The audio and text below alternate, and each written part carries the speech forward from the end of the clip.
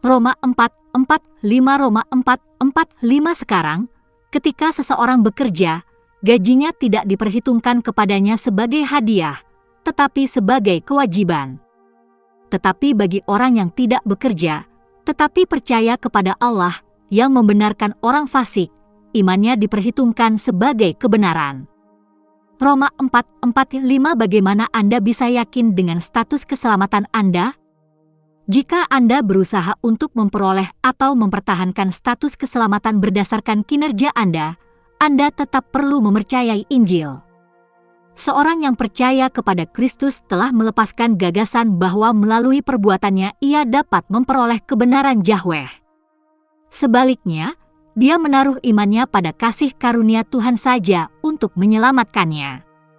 Karena oleh kasih karunia kamu diselamatkan melalui iman, dan itu bukan dari dirimu sendiri, itu adalah pemberian Allah, bukan hasil karya. Jangan sampai ada yang menyombongkan diri. Efesus 2:8-9 Bagi seorang mukmin, meski memiliki harapan masuk surga yang penuh harapan, tetap menganggap bahwa dirinya telah meninggal dan menjalani penghakiman. Sungguh saya berkata kepada Anda, siapapun yang mendengar kata-kata saya dan percaya Dia yang mengutus saya memiliki hidup yang kekal dan tidak akan dihukum, dia berpindah dari kematian ke kehidupan. Yohanes 5:24 Namun, janji-janji tentang kehidupan kekal hanya berlaku bagi mereka yang benar-benar percaya. Kualitas iman yang dituntut Allah agar pembenaran dapat diterapkan bukanlah hal yang remeh. Ini bukanlah semacam kepercayaan tentatif atau pendapat yang goyah yang merupakan karakteristik dari mereka yang jatuh, tetapi keyakinan yang tak tergoyahkan seperti yang dijelaskan Paulus memberikan contoh Abraham, namun dia tidak goyah karena ketidakpercayaan akan janji Tuhan, tetapi dikuatkan dalam imannya dan memuliakan Tuhan, yakin sepenuhnya bahwa Tuhan memiliki kuasa untuk melakukan apa yang Dia janjikan. Roma 4:20-21 Jadi, meskipun seorang Kristen mungkin mengatakan kepada dunia dan dirinya sendiri bahwa dia percaya kepada Kristus, bagaimana dia tahu jika dia percaya dengan kualitas iman yang menyelamatkan? Dengan ketidakpastian inilah Paulus memperingatkan jemaat Korintus. Ujilah dirimu sendiri untuk melihat apakah kamu berada di dalam iman, ujilah dirimu sendiri. Apakah Anda tidak menyadari bahwa Kristus Yesus ada di dalam Anda kecuali, tentu saja, Anda gagal dalam ujian? 2 Korintus 13:5 Seperti Petrus. Oleh karena itu, saudara-saudaraku, jadilah semakin bersemangat untuk mengamankan pemanggilan dan pemilihan Anda. 2 Petrus 1:10 Bagaimana seorang Kristen dapat mengukur status keselamatannya? Bagaimana dia bisa yakin dengan pemilihannya? Meskipun seorang beriman yakin sepenuhnya akan janji Allah, tetap saja, dalam menentukan status keselamatannya, terdapat ketidakpastian. Karena itu didasarkan pada ukuran relatif dari perilaku lahiriah Anda. Dan meskipun status keselamatan seseorang memiliki efek yang sangat besar pada takdir akhir seseorang dan kedudukannya di hadapan Tuhan, itu tetap hanya memiliki efek halus pada perilaku mereka. Namun, dalam kasus ekstrim, seseorang dapat berbicara dengan lebih pasti tentang status keselamatan seseorang. Contoh, jaminan terpercaya, saya bertarung dengan baik, menyelesaikan balapan saya, menjaga keyakinan. Sekarang telah tersedia bagiku mahkota kebenaran yang akan diberikan kepadaku oleh Tuhan, Hakim yang adil, pada hari itu, dan bukan hanya kepadaku, tetapi juga kepada semua orang yang merindukan kedatangannya. 2 Timotius 4:7-8 1 Tesalonika 1:3-8 Kami selalu mengingat di hadapan Allah dan Bapa kami bahwa pekerjaanmu dihasilkan oleh iman, pekerjaanmu dimotivasi oleh kasih dan ketekunanmu diilhami oleh pengharapan kepada Tuhan kita Yesus Kristus. Karena kami tahu, saudara-saudara yang dikasihi Allah, bahwa Ia telah memilih kamu karena Injil kami datang kepadamu tidak hanya dengan kata-kata, tetapi juga dengan kuasa, dengan Roh Kudus dan dengan keyakinan yang mendalam. Anda tahu bagaimana kami hidup di antara Anda karena Anda telah menjadi peniru kami dan peniru Tuhan, meskipun menderita berat, Anda menyambut pesan itu dengan sukacita yang diberikan oleh Roh Kudus. Jadi Anda menjadi teladan bagi semua orang percaya di Makedonia dan Akhaya. Pesan Tuhan datang dari Anda tidak hanya di Makedonia dan Akhaya. Iman Anda kepada Tuhan menjadi dikenal di mana-mana. Pasti tidak disimpan. Mereka keluar dari kita, tetapi mereka bukan benar-benar milik kita. Karena jika mereka milik kita, mereka akan tetap bersama kita. Tetapi kepergian mereka menunjukkan bahwa tidak satu pun dari mereka milik kita. 1 Yohanes pukul 2:19 Apakah kamu tidak tahu bahwa orang jahat tidak akan mewarisi kerajaan Allah? Jangan tertipu, baik orang yang tidak bermoral, atau penyembah berhala, atau pezina, atau homoseksual, atau pencuri, atau orang serakah, atau pemabuk, atau pemfitnah, atau penipu tidak akan mewarisi kerajaan Tuhan. 1 Korintus 6:9-10 Namun, perilaku sebagian besar orang Kristen berada di antara ekstrim ini. Lebih sering daripada tidak, saya merasa lebih umum untuk memecat mereka yang hanya mengaku Kristen sebagai orang Kristen dalam nama hanya karena perilaku dan kepercayaan mereka sangat bertentangan dengan apa yang Alkitab ajarkan. Ini adalah kelas yang saya sebut orang Kristen nominal.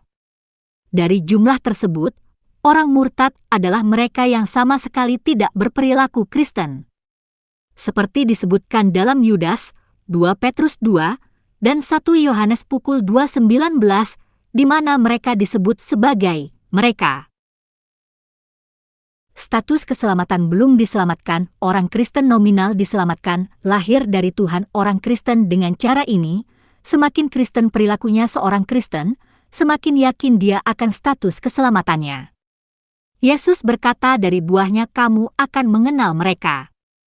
Ini adalah beberapa karakteristik yang dapat digunakan untuk mengukur status keselamatan Anda. Cinta seberapa terlibat Anda dalam kehidupan mereka yang membutuhkan? Apakah Anda terlibat dalam membangun orang Kristen lainnya? Anak-anak yang terkasih, janganlah kita mencintai dengan kata-kata atau dengan lidah, tetapi dengan perbuatan dan kebenaran. Inilah cara kita mengetahui bahwa kita milik kebenaran dan bagaimana kita menenangkan hati kita di hadapannya setiap kali hati kita mengutuk kita. Tuhan lebih besar dari hati kita, dan Dia tahu segalanya. 1 Yohanes 3:18-20 Kita tahu bahwa kita telah berpindah dari kematian ke kehidupan karena kita mengasihi saudara dan saudari kita. 1 Yohanes pukul 3:14 Ketaatan pada perintah Allah. Apakah Anda terus bertanya-tanya apa yang Tuhan ingin saya lakukan? Apakah Anda membandingkan kinerja Anda dengan firman Tuhan? Apakah Anda memandang Alkitab hanya berisi gagasan atau pendapat yang baik? Atau apakah Anda mendekatinya dengan sikap tunduk dan menganggapnya sebagai sumber yang berwenang untuk menentukan arah hidup Anda? Mereka yang menuruti perintah-perintahnya tinggal di dalam Dia, dan Dia di dalamnya. 1 Yohanes pukul 3:24 Kita tahu bahwa kita mengenalnya jika kita mematuhi perintah-perintahnya. Orang yang berkata, "Aku mengenalnya," tetapi tidak melakukan apa yang dikatakannya adalah pembohong, dan kebenaran tidak ada di dalam dirinya. Tetapi jika ada yang menuruti firman-Nya, kasih Tuhan benar-benar lengkap di dalam dirinya. Beginilah cara kita tahu bahwa kita ada di dalamnya. Siapapun yang mengaku tinggal di dalamnya harus berjalan seperti Yesus berjalan. 1 Yohanes 2:3-6 Perasaan subjektif yang dihasilkan oleh Roh Kudus menurut Anda. Apakah Anda memiliki kuasa untuk mengatasi dosa yang tidak Anda miliki sebelumnya? Apakah Anda merasakan kehadiran Tuhan yang konstan? Apakah menurut Anda relatif sadar akan dosa dalam diri Anda dan dunia dan membenci dosa semacam itu? Roh itu sendiri bersaksi dengan roh kita bahwa kita adalah anak-anak Allah. Roma pukul 8:16 Saudara-saudara terkasih, jika hati kita tidak menghukum kita percaya kepada Allah dan menerima darinya apapun yang kita minta, karena kita mematuhi perintah-perintahnya dan melakukan apa yang menyenangkan Dia. 1 Yohanes 3:21-22 Kita tahu bahwa kita hidup di dalam Dia dan Dia di dalam kita, karena Dia telah mengaruniakan Roh-Nya kepada kita. 1 Yohanes 4:13. Dan begitulah cara kita mengetahui bahwa Dia tinggal di dalam kita. Kita tahu melalui Roh yang Dia berikan kepada kita. 1 Yohanes 3:24. Setuju dengan Alkitab? Apakah Anda sering merasa tidak setuju dengan para penulis Alkitab? Anda hanya melihat permukaannya saja. Jika seseorang yakin bahwa dia adalah milik Kristus, dia harus mempertimbangkan kembali bahwa kita adalah milik Kristus sama seperti Dia. 2 Korintus 10:7. Kami berasal dari Tuhan, dan siapapun yang mengenal Tuhan mendengarkan kami, tetapi dia yang bukan dari Allah tidak mendengarkan kita. Inilah cara kita mengenali roh kebenaran dan roh kepalsuan. 1 Yohanes 4:6. Manusia tanpa roh tidak menerima hal-hal yang berasal dari Roh Allah, karena hal itu baginya adalah suatu kebodohan, dan ia tidak dapat memahaminya, karena hal itu hanya dapat dinilai secara rohani. 1 Korintus 2:14. Memahami Alkitab. Apakah Anda merasa sulit untuk memahami Alkitab? Tetapi pikiran mereka menjadi tumpul, karena bahkan hari ini tabir yang sama tetap ada ketika Perjanjian Lama dibacakan. Itu tidak dihapus, karena hanya di dalam Kristus itu dihapus. Sampai hari ini, ketika Musa dibacakan, selubung menutupi hati mereka. Tetapi setiap kali seseorang berpaling kepada Tuhan, tabir itu dibuka. 2 Korintus 3:14-16. Adapun Anda, urapan yang Anda terima darinya tetap ada di dalam Anda, dan Anda tidak membutuhkan siapapun untuk mengajari Anda. Kamu, tinggallah di dalam Dia. 1 Yohanes 2:27. Iman yang bertahan. Apakah Anda merasa seperti sedang bermain kekristenan, dan Anda mungkin bosan? Atau apakah Anda merasa bahwa kekristenan adalah bagian dari diri Anda sehingga menjadi cara lain akan dibuat-buat? Kita datang untuk mengambil bagian dalam Kristus jika kita berpegang teguh sampai akhir kepercayaan yang kita miliki pada mulanya.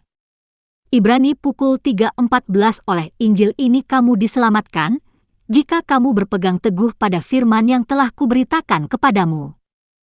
Kalau tidak, kamu percaya dengan sia-sia.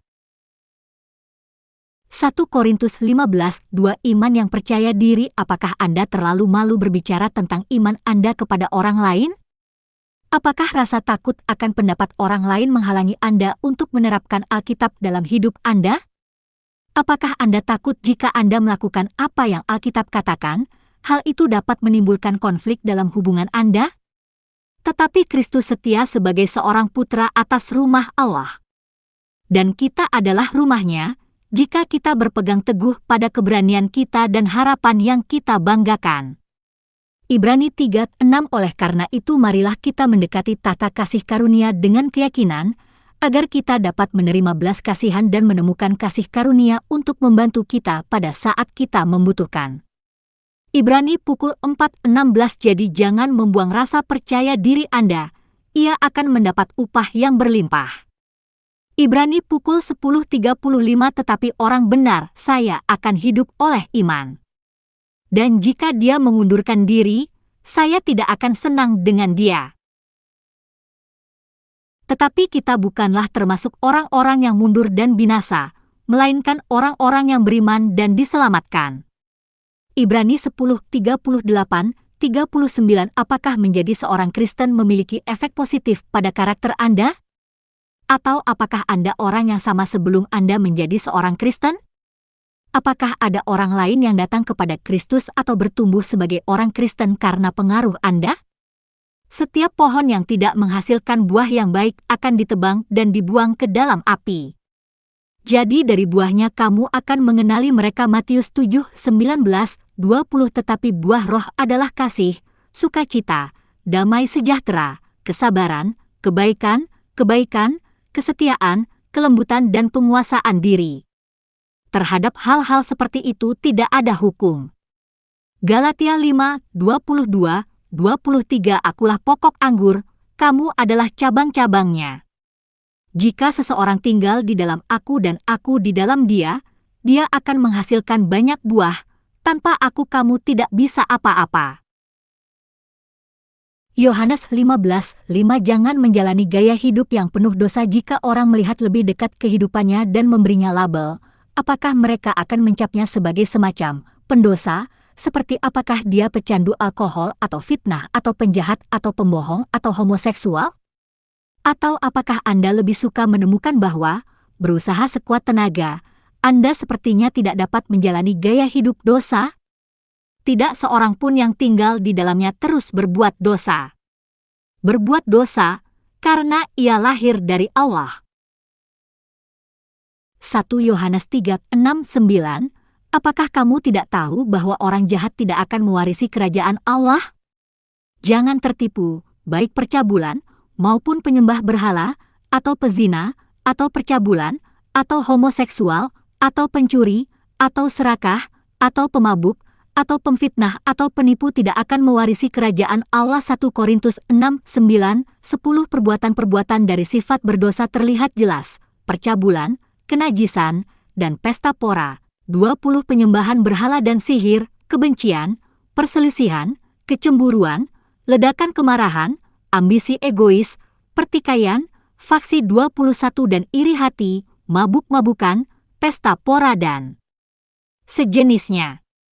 Saya memperingatkan Anda, seperti yang telah saya lakukan sebelumnya, bahwa mereka yang hidup seperti ini tidak akan mewarisi kerajaan Allah.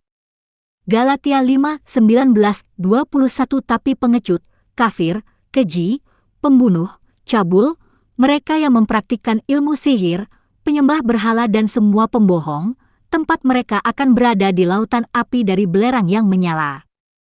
Ini adalah kematian kedua. Wahyu 21:8k